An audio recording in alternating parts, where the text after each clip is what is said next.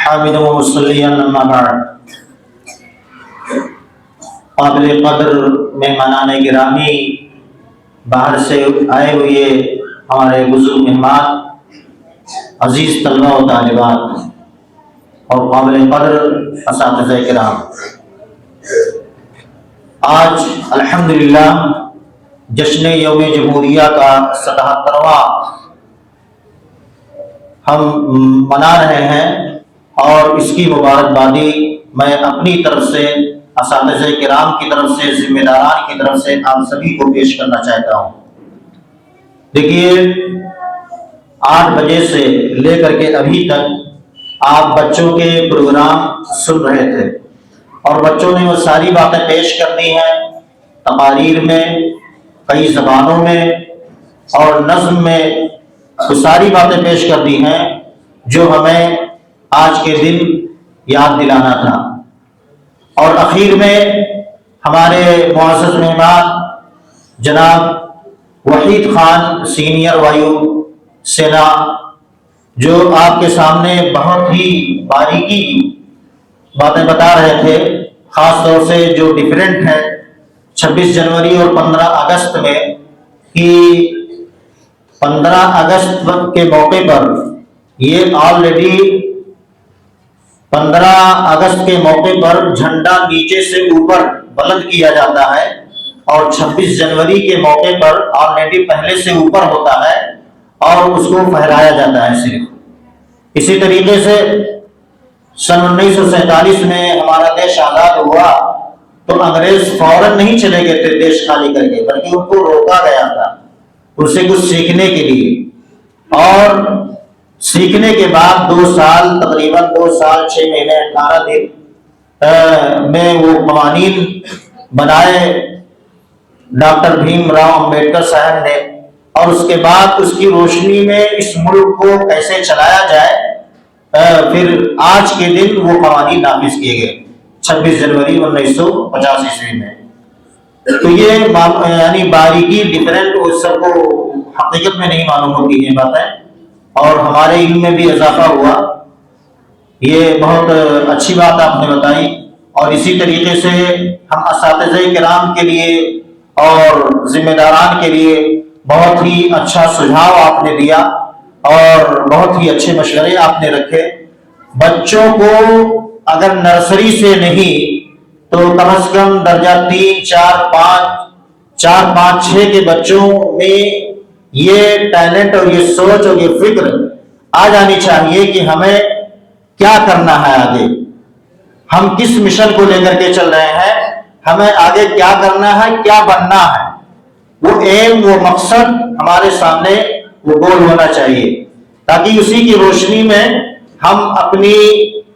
محنت جاری رکھیں، کوشش جاری رکھیں، پڑھائی جاری رکھیں۔ تو یہ ایک بہت اچھا سجھاؤ ہے۔ اسی طریقے سے آپ نے یہ بھی مشورہ دیا کہ بچوں کو ایک گروپ بنا کر کے، ایک ٹیم بنا کر کے، اور سال میں 1-2 مرتبہ ضرور وزٹ اور پکنک کے طور پر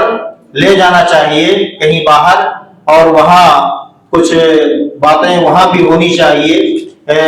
جو اسلام کے گزشتہ واقعات ہیں قرآن اور احادیث کے اندر، اس ٹاپک پر کچھ باتیں بھی ہونی چاہیے۔ ہم آپ کے بے حد شکر گزار ہیں کہ آپ نے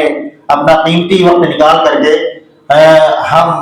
اساتذہ کرام اور طلبہ و طالبات کے بیچ میں آپ نے وقت دیا، مدرسہ سراج العلوم کو آپ نے وقت دیا۔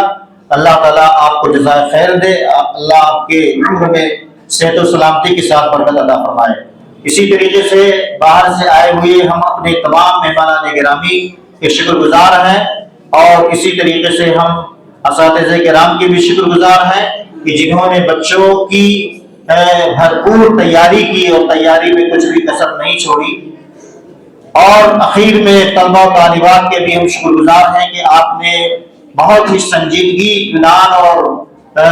خاموشی کے ساتھ آپ نے پروگرام کو سنا۔ محترم حاضرین، اخیر میں چلتے چلتے 2 منٹ میں اپنی باتیں ختم کرتا ہوں۔ آج کا یہ عظیم دن اور تاریخی دن جس موقع پر ہم اور آپ جمع ہوئے ہیں، یہ یوم جمہوریہ جشن یوم جمہوریہ ہمیں یہ بات یاد دلاتا ہے کہ ہمارا ملک آئین، قانون اور عوام کی طاقت پر قائم ہے۔ آئین، قانون اور عوام کی طاقت پر قائم ہے۔ یہ دن ہمیں ہماری ذمہ داریوں کا احساس دلاتا ہے کہ آزادی کے ساتھ نظم و ضبط اور حق کے ساتھ فرائض بھی جڑے ہوئے ہیں۔ تو یہ ساری چیزیں ہمیں سوچنا چاہیے۔ ہمارا آئین جو ہندوستان کا آئین ہے ہمیں برابری، انصاف اور مذہبی آزادی دیتا ہے۔ اس سرزمین پر بسنے والا ہر فرد، چاہے اس کا تعلق کسی بھی دھرم سے ہو، کسی بھی مذہب سے ہو، کسی بھی زبان سے ہو، کسی بھی علاقے سے ہو، یہ سب برابر کے شہری ہیں۔ ہمیں ہمارے ملک کی یہی اصل طاقت ہے، ہمارے ملک ہندوستان کی اصل خوبصورتی یہی ہے کہ یہاں مختلف زبان کے بولنے والے، مختلف دھرم کے ماننے والے اور مختلف علاقوں میں اپنے اپنے انداز میں اور اپنے اپنے